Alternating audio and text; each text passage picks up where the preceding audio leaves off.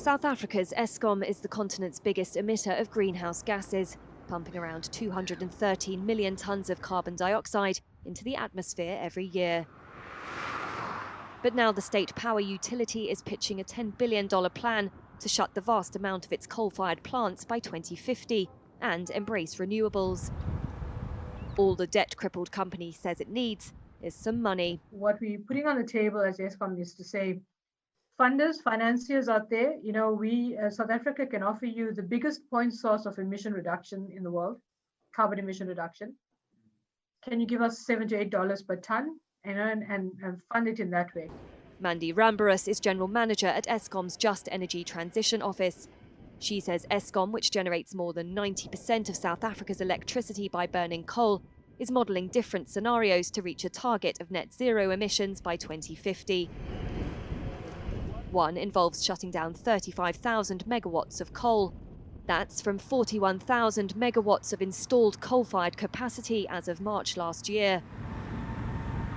The bolder route would see Eskom achieve no coal by 2050 from 15 power stations now. Rambarus says Eskom is in talks with institutions like the World Bank and Africa Development Bank. It's also looking at repowering its Komati coal plant using solar and battery storage, a project that could be presented at the COP26 climate conference in November to prove that Eskom is serious and to woo financiers.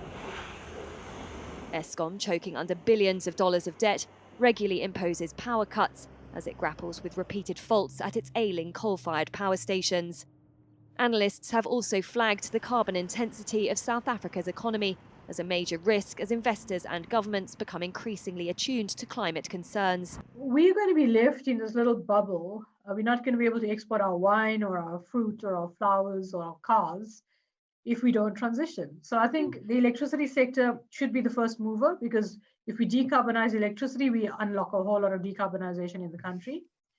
But the decarbonization and transition for the whole country is crucial.